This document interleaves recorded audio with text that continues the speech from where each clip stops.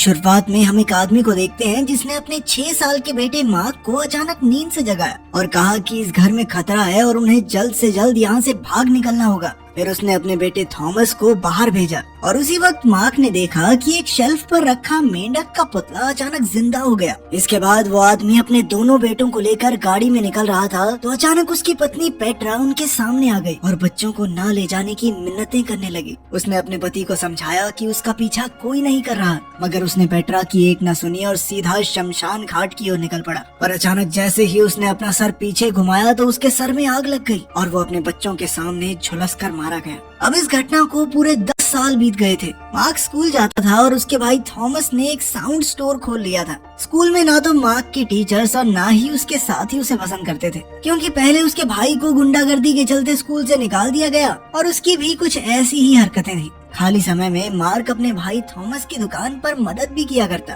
और उनके साथ मेमो नाम का एक दूसरा लड़का भी काम करता था। मार्क के जन्मदिन पर थॉमस ने उसे क्रॉनिकल नाम की एक पुश्तैनी किताब दी जो उनके परिवार में काफी समय से मौजूद थी। इस दुनिया में ब्लैक टावर नाम की एक अलग दुनिया के बारे में बताया गया था, जिसमें कई सारे खतरनाक जानवर ग्रिफिन नाम के एक शैतान के लिए काम करते थे। ग्रिफिन का असली मकसद इंसानों की दुनिया पर राज करना था और इस किताब के मुताबिक उनके परिवार के आदमी ही ग्रिफिन से इंसानों की रक्षा करते थे। ये किताब लेकर मार्क घर लौट आया और शांति से उसे पढ़ने लगा। उसे लग रहा था कि ये सब मनगढ़ंत कहानियां हैं, मगर उसमें बताई हुई चीजें और नक्शे बिल्कुल असली लग रहे थे। उन खूनी तस्वीरों को देखकर अचानक मार्क एक अजीबोगरीब जगह पर टेलीपोर्ट हो गया और उसी पल एक खूंखार जानवर उसके सामने आ गया। मार्क तुरंत अपनी जान बचाने के लिए दौड़ा और अचानक एक गड्ढे में गिर गया। वो जानवर एक कुल्हाड़ी से मार्क का काम तमाम करने ही वाला था। ये अचानक मार्क चीख पड़ा और वापस अपने बेड पर आ पहुंचा। अगली सुबह जब मार्क स्कूल गया तो क्लास में बेकी नाम की एक नई लड़की आई,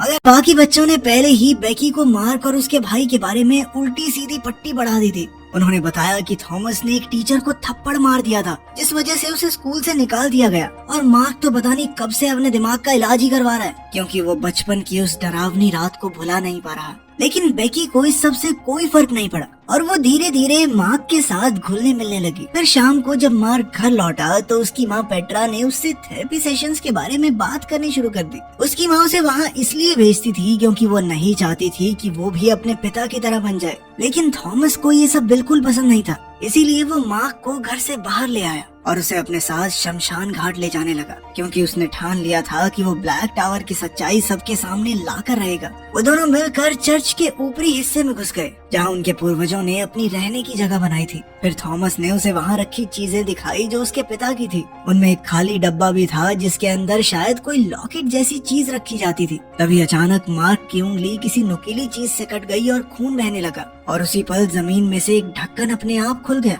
उस बक्से में से दोनों भाइयों को एक खास लॉकेट मिला। तब थॉमस ने कहा कि किताब के मुताबिक इस लॉकेट के जरिए ही उनके परिवार का कोई आदमी ग्रिफिन का खात्मा कर सकता है। मगर जैसे ही मार्क ने उसे अपने हाथ में पकड़ा तो अचानक शमशान घाट में मौजूद पत्थर की मूर्तियां जिंदा हो गई। मार्क और थॉमस अपनी जान बचाने के लिए दौड़े, लेकिन उनमें से एक शैतान की मूर्ति उनके सामने आकर खड़ी हो गई। इससे पहले कि वो दोनों भाइयों पर हमला करती, एक फरिश्ते की मूर्ति उनकी जान बचाने आ पहुंची। उन दोनों मूर्तियों में लड़ाई शुरू हो गई और इसी दौरान दोनों भाई चर्च में जाकर छुप गए और रात को वहीं दुबककर सो गए। अगली सुबह जब मार्क की आंख खुली तो थॉमस वहाँ नहीं था। उसने चर्च से बाहर आकर फरिश्ते की मूर्ति का शुक्रिया अदा किया और अपनी गाड़ी में थॉमस को ढूंढने निकल पड़ा। घर जाकर उसने क्रॉनिकल किताब खोली तो उसे अजीबोगरीब आवाजें सुनाई दी जो कह रही थी उसे ब्लैक टावर की दुनिया में जाकर थॉमस को ढूंढना होगा। अब मार्क डॉक्टर पीटर्स के पास पहुंचा जो उसके थेरेपिस्ट थे। तब पता चला कि बेकी उन्हीं की बेटी है। फिर मार्क अपने भाई के स्टोर पर गया पर थॉमस वहाँ भी नहीं था।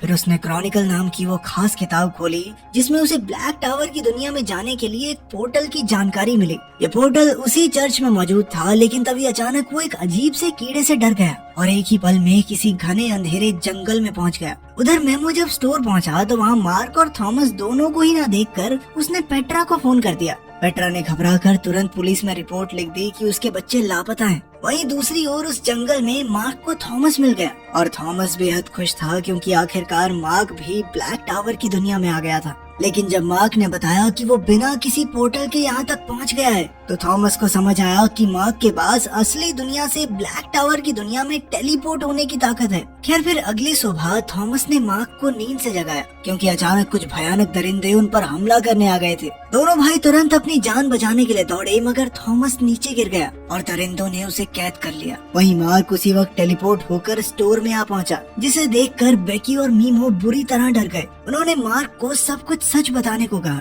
वहीं ब्लैक टावर की दुनिया में एक सींग वाले जानवर ने अपने मालिक को खबर दी कि उन्होंने टेलीपोर्ट करने वाले लड़के के भाई को पकड़ लिया है। उधर मार्क ने जब बेकी और मीमो को क्रॉनिकल और ब्लैक टावर की दुनिया के बारे में बताया तो उन्हें मार्क की बात पर बिल्कुल यकीन नहीं हुआ। अब मार्क उन्हें सच दिखाने के लिए अपने साथ चर्च में ले गया, मगर इस बार वहाँ वो कमरा ही नहीं था जिसमें वो और थॉमस गए थे। ये सब देखकर बेकी और मीमो को बहुत गुस्सा आया क्योंकि उन्हें लगा कि मार्क उनके मजे ले रहा है। बेकी और मीमो नाराज होकर चले गए तो मार्क गुस्से में पत्थरों की मूर्ति पर मुक्के मारने लगा, जिसकी वजह से ब्लैक टावर की दीवारों में दरारें आ गई। खैर फिर रात को मार्क मीमो के पास गया क्योंकि उसे अपने भाई को ढूंढने में मदद चाहिए थी। हालांकि मीमो को मार्क की कहानी पर बिल्कुल यकीन नहीं था, पर फिर भी वो उसके साथ चर्च में बने पोर्टल तक गया। फिर उन्होंने किताब में लिखी जानकारी के मुताबिक बेसमेंट में एक दरवाजा ढूंढा। फिर मार्क ने किताब में लिखे हुए मंत्र पढ़े और कुछ ही पलों में दरवाजा अपने आप खुल गया। ये सब अपनी आंखों से देखकर मीमो अब तक हैरान हो गया था। उसने महसूस किया कि उसकी आंखें अपने आप ठीक हो गई थी और अब उसे चश्मा लगाने की जरूरत नहीं है।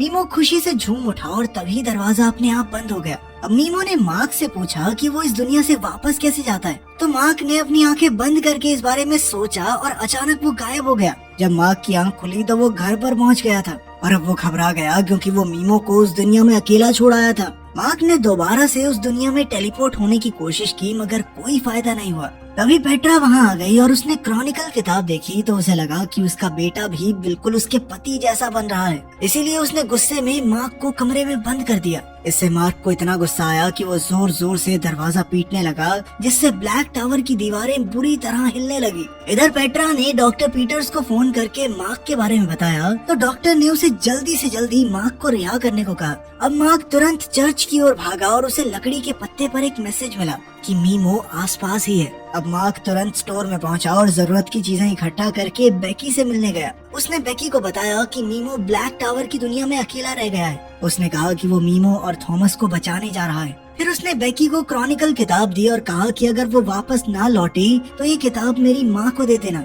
इसके बाद वो ब्लैक टावर की दुनिया में जाकर मीमो को ढूंढने लगा। वहीं दूसरी ओर जब बेकी ने वो किताब पढ़ी तो उसकी अजीबोगरीब कहानियां पढ़कर उसे लगा कि मार्क की दिमागी हालत सच में ठीक नहीं है। उधर दूसरी दुनिया में मार्क ने जंगल से निकलकर एक पहाड़ी की चोटी पर मीमो के पसंदीदा गाने चला दिए, मगर तभी कुछ वहशी जानवरों ने गानों की आवाजें सुन ली और वो उसकी ओर निकल पड़े। इधर असली दुनिया में बेकी ने अपने कुछ दोस्तों को क्रॉनिकल किताब दिखाकर मार्क की बताई हुई कहानी सुनाई और फिर उन्होंने उसकी सच्चाई देखने के लिए किताब में से एक मुरझाए हुए फूल को फिर से हरा भरा करने का तरीका देखा और उसे आजमाने का फैसला किया। इधर ब्लैक टावर में कैदी को पकड़कर ग्रिफिन की कुर्सी पर बैठाया गया। असल में ग्रिफिन खुद से नहीं बोल सकता था, बल्कि वो किसी इंसान के जरिए अपनी सारी बातें कहता। उसने कैदी की पीठ में अपने खंजर जैसे नाखून चुभाए और फिर कैदी ग्रिफिन के मन की बातें बोलने लगा। उधर मार्क मीमो को ढूंढ रहा था, पर इससे पहले उन वहशी जानवरों ने मार्क को देख लिया तो उसे तुरंत ही वहाँ से भागना पड़ा। भागते हुए उसके सामने एक अजीबोगरीब आदमी आया जो पूरी तरह से फटे पुराने कपड़ों में लिपटा हुआ था। उस आदमी ने मार्क के चेहरे पर अजीब सा लिक्विड लगाया और उसे अपने साथ एक खुफिया गुफा में छुपा दिया। वहीं दूसरी ओर बेकी ने किताब के बताए तरीके के मुताबिक मुरझाए हुए फूलों पर पानी छिड़का और अपने दोस्तों के साथ बड़ी आस लगाकर उसके खिलने का इंतजार करने लगी, मगर ऐसा कुछ भी नहीं हुआ। इससे निराश होकर बेकी ने चर्च में बने पोर्टल को खोलने की आखिरी कोशिश करने का फैसला किया और तब जाने से पहले उसके दोस्त ने फूल को पानी के ग्लास में डाल दिया। उधर ब्लैक टावर की दुनिया में जानवरों के जाने के बाद उस आदमी ने अपना नकाब हटाया और मार्क को बताया कि वो मीमो है। दरअसल असली दुनिया में जब एक दिन बीतता है तो उतने समय में यहाँ कई हफ्ते बीत जाते हैं और इसी वजह से उसकी दाढ़ी मूंछ काफी बड़ी हो गई थी। यार इसके बाद मीमो और मार्क थॉमस को ढूंढने के लिए आगे बढ़े तो उन्हें कुछ कैदियों का कारवां दिखाई दिया। तभी उन्होंने देखा कि थॉमस भी उनमें से एक था, मगर अभी वो उसकी मदद नहीं कर सकते थे वरना वो खुद भी दबोचे जाते। पर तभी उन जानवरों की नजर उन दोनों पर पड़ गई और वो अपनी जान बचाने के लिए भागे। भागते भागते वो एक पहाड़ी की चोटी पर आ गए जिसके आगे खाई थी। इधर असली दुनिया में बेकी और उसके दोस्तों ने क्रॉनिकल के हिसाब से सारे मंत्र पढ़े और पोर्टल को खोलने की कोशिश की, मगर दरवाजा नहीं खुला। उधर मार्क और मीमो पकड़े जाने वाले थे कि मार्क ने अपनी काबिलियत पर भरोसा किया और मीमो को लेकर खाई में कूद गया, जिसके बाद वो सीधा मार्क के कमरे में टेलीपोर्ट हो गए। उनकी आवाज सुनकर पेट्रा दौड़ती हुई वहाँ आई। खैर मार्क ने बेकी को फोन करके वो किताब लाने को कहा। उधर बेकी के कमरे में वो फूल फिर से खिल चुका था और उसके अंदर से एक जहरीला बिच्छू बाहर आ गया। खैर अगले दिन से मार्क और मीमो थॉमस को बचाने का प्लान बनाने लगे। अब मीमो उस दुनिया के बारे में काफी कुछ जान चुका था। उसने बताया कि उसने एक तालाब किनारे एक झोपड़ी बनाई थी जहाँ अक्सर कैदियों का कारवां रुकता है। वहीं ग्रिफिन के चेलों ने उसे खबर दी कि इस दुनिया से दूसरी दुनिया में टेलीपोर्ट करने वाला लड़का एक बार फिर से भाग निकला। ये खबर सुन के ग्रिफिन को बहुत गुस्सा आया। उधर बेकी की आंख खुली तो वो उस फूल को फिर से खिला हुआ देखकर हैरान रह गई। उस वक्त वो जानलेवा कीड़ा उसे काटने ही वाला था कि वो जैसे तैसे बच गई और फिर उसने वो किताब अपने पिता को दे दी, क्योंकि उसे मार्क की सारी बातें झूठी लगने लगी थी। जब उसने स्कूल में मार्क को इस बारे में बताया तो मार्क को बहुत ज्यादा गुस्सा आ गया। उधर जब बेकी के पिता डॉक्टर पीटर्स ने वो किताब पढ़ी तो उन्होंने पेट्रा के पास जाकर कहा कि उसके बेटे की दिमागी हालत ठीक नहीं है। ये सुनकर तो पेट्रा ने मार्क को पागल खाने में भर्ती करवाने का फैसला कर लिया। कुछ ही समय में उनके घर पर एम्बुलेंस और पैरामेडिक्स मार्क को लेने आ पहुँचे, लेकिन मार्क उनसे बचकर भाग निकला और सीधा चर्च जा पहुँचा। वहाँ मीमो पहले से ही उसका इंतजार कर रहा था, लेकिन जल्द ही पैरामेडिक्स वहाँ भी आ गए तो उन दोनों ने मिलकर उनका मुकाबला किया। तभी अचानक एक नकाबपोश आदमी वहाँ आया और एक एक पैरामेडिक को बुरी तरह पीटा, जिस वजह से उनमें से एक की मौत ही हो गई। इस सब में मार्क और मीमो किसी तरह बच निकले। कुछ ही पलों में पेट्रा चर्च पहुँची तो उसने मार्क को चर्च से बाहर आते देखा और उसके कपड़े खून से सने हुए थे। उसी वक्त हम देखते हैं कि मीमो और मार्क तो टेलीपोर्ट होकर ब्लैक टावर की दुनिया में पहुंच चुके थे। मीमो मार्क को अपनी बनाई झोंपड़ी की ओर ले गया। वहीं असल जिंदगी में डॉक्टर पीटर्स ने घर आकर बेकी को बताया कि मार्क ने एक पैरामेडिक की जान ले ली है। इसीलिए उसने बेकी को सीधे तौर पर कहा कि मार्क से मिलने की कोई जरूरत नहीं है। इधर बेकी अपने कमरे में गाने सुनते हुए जमीन पर लेट गई। उसी पल ब्लैक टावर में बारिश शुरू हो गई तो मीमो बुरी तरह घबरा गया। असल में जमीन में लगे फूलों पर पानी पड़ने से उनमें से जहरीले बिच्छू निकल रहे थे। अब मार्क और मीमो दोनों अपनी जान बचाने के लिए दौड़े। वहीं दूसरी ओर बेकी पर भी वैसे ही बिच्छू ने हमला कर दिया और उसके मुंह में घुस गया। उसने बड़ी मुश्किल से बिच्छू को बाहर निकाला और उस पर नमक छिड़क कर काम खत्म किया। उधर मीमो और मार्क भी बिच्छुओं से बचते हुए एक पहाड़ी पर आ पहुँचे। जब सुबह हुई तो सभी बिच्छू उनकी आंखों के सामने ही राख में बदल गए। उधर बेकी ने अपने पिता के कमरे से क्रॉनिकल ढूंढी, क्योंकि अब उसे मार्क की कहानी पर यकीन हो गया था। वो किताब लेकर सीधा पेट्रा के पास पहुंची। उधर मीमो और मार्क चलते चलते पहाड़ों में बने एक तालाब पर आ पहुंचे। इधर धरती पर जब बेकी के पिता घर आए तो उन्होंने अपने खून से सने कपड़े निकालकर जला दिए। तब ये खुलासा होता है कि डॉक्टर पीटर्स ने ही मार्क का भेष बनाकर चर्च में पैरामेडिक की हत्या की थी। इसके बाद हम देखते हैं कि ग्रिफिन के महल में एक बिना चेहरे का राक्षस आया, जिसने कहा कि उसने मार्क को इंसानी दुनिया में जाने से रोकने की पूरी कोशिश की, मगर वो नाकामयाब रहा। उधर मार्क ने मीमो की झोंपड़ी देखी तो वो उसकी मेहनत से काफी खुश हुआ। उस झोंपड़ी की छत से वो इस रास्ते से गुजरने वाले हर एक कारवां पर नजर रख सकते थे। वहीं दूसरी ओर बेकी ने पेट्रा को सब कुछ बता दिया।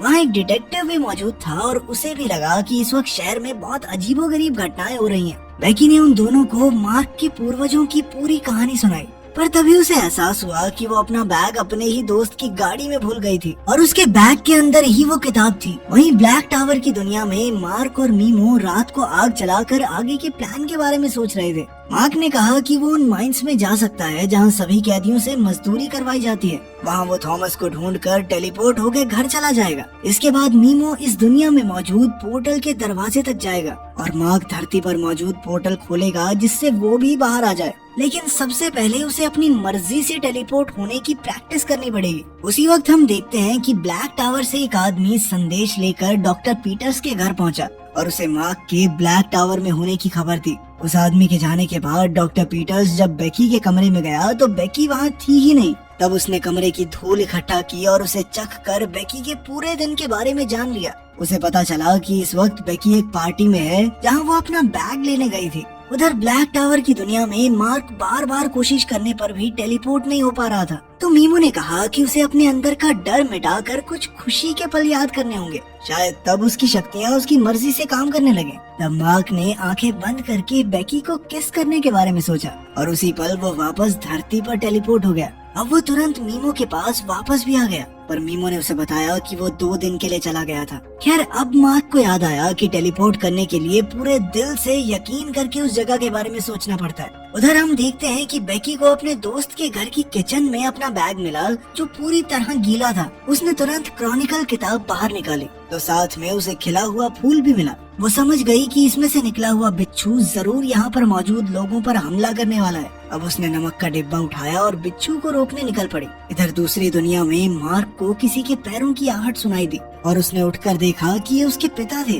वो मार्क पर अपनी मौत का इल्जाम लगाने लगे। मेमो ने उसे समझाने की कोशिश की, पर तब मार्क को लगा कि कोई उसके दिमाग में घुसने की कोशिश कर रहा है। इधर डॉक्टर पीटर्स भी बेकी का पीछा करते हुए उसी पार्टी में पहुंचे जहां एक लड़की पर उस बिच्छू ने हमला कर दिया था। बेकी उसकी मदद के लिए दौड़ी, पर तभी उसके पिता ने उसके सामने आकर उसे अपने वश में कर लिया और उसे चुपचाप घर वापस जाने का हुक्म दिया। इस वक्त पेट्रा और डिटेक्टिव भी इस पार्टी में मौजूद थे और अचानक उन्होंने बच्चों को हवा में उछलते देखा और जोर जोर से चिल्लाने की आवाजें भी आने लगी। कुछ ही पलों में हॉल खाली हो गया और तब उन्होंने देखा कि ये बिच्छू जैसा दिखने वाला बेहद खतरनाक जानवर था। डिटेक्टिव ने बंदूक निकालकर गोली चलाने की कोशिश की, पर जानवर ने उस पर हमला कर दिया। उसी पल पेट्रा ने बंदूक चलाकर उसे मार डाला।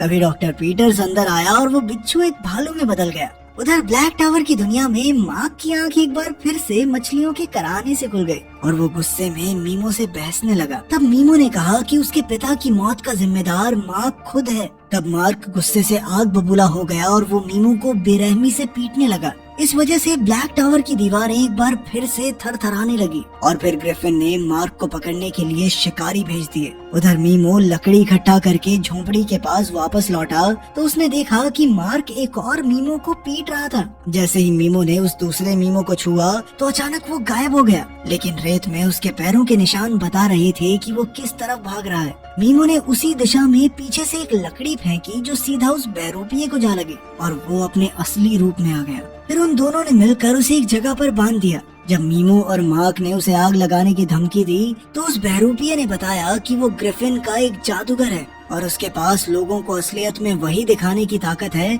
जो वो देखना चाहते हैं। उसने ये सब ग्रिफिन के कहने पर किया था। तभी अचानक उन्हें किसी के आने की आवाज सुनाई थी। उधर धरती पर शहर के लोगों को पार्टी में हुए हादसे के बारे में पता चला, लेकिन ये कोई नहीं जानता था कि सर्कस का भालू पिंजरे से बाहर आया कैसे। लेकिन सच तो डिटेक्टिव और पेट्रा ही जानते थे कि असल हमला तो एक बिच्छू ने किया था। अब डिटेक्टिव ने पेट्रा को अकेले में ले जाकर बताया कि जब उसका पति आग में झुलसकर मर गया था तो उन्हें उसके शरीर का कोई नामो निशान नहीं मिला। उस वक्त भी असली मुजरिम डिटेक्टिव के सामने आया था और वो कोई आम इंसान नहीं था और आज फिर से उस अजीबोगरीब बिच्छू ने हमला किया था। डिटेक्टिव ने कहा कि असली सच की तह तक जाने के लिए उन्हें उस किताब को ढूंढना होगा। उधर मार्क और मेमो कैदियों के कारवां का पीछा करते हुए उस माइन तक आ पहुँचे जहाँ सभी कैदी मजदूरी करते थे। तभी हॉर्न कमांडर ने माइन में आकर खबर दी कि उनका मिशन नाकामयाब रहा तो उसे माइन में टार भरने का हुक्म दे दिया गया। इधर मार्क ने कैदियों में से थॉमस को ढूंढने के लिए गाने चलाए और गाना सुनते ही थॉमस ने हाथ उठा लिया,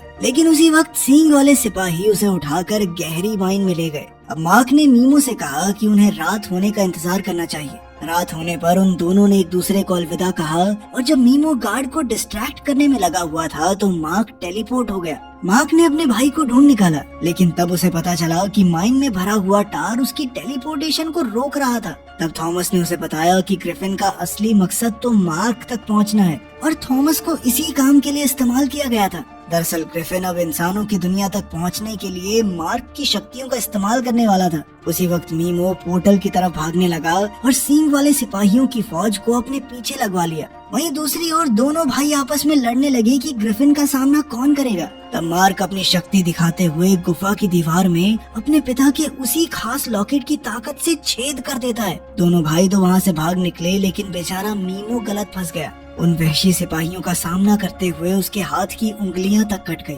उसी वक्त मार्क और थॉमस वहां पहुंचे और उन्होंने सिपाहियों को मारकर घायल मीमो को बचाया। उधर जब ग्रिफिन को उन तीनों के भागने का पता चला तो वो गुस्से में आग बबूला हो गया और वो भी जल्द से जल्द उस पोर्टल तक पहुंचने की कोशिश में लग गया। लेकिन जैसे ही तीनों लड़के बिल्कुल पोर्टल के दरवाजे पर थे तो थॉमस ने अचानक मार्क से वो लॉकेट मांगा। जब मार्क ने इससे इनकार कर दिया तो थॉमस ने जबरदस्ती वो लॉकेट उससे छीन लिया। अभी ग्रिफिन भी उड़कर उनके पास आ पहुंचा। वहीं असल दुनिया में डिटेक्टिव और पेट्रा बेकी को उसके घर से बाहर ले जा रहे थे, जबकि डॉक्टर पीटर्स ऐसा नहीं होने देना चाहते थे। उधर मार्क होश में आया और धुएं में थॉमस की आवाज सुनी।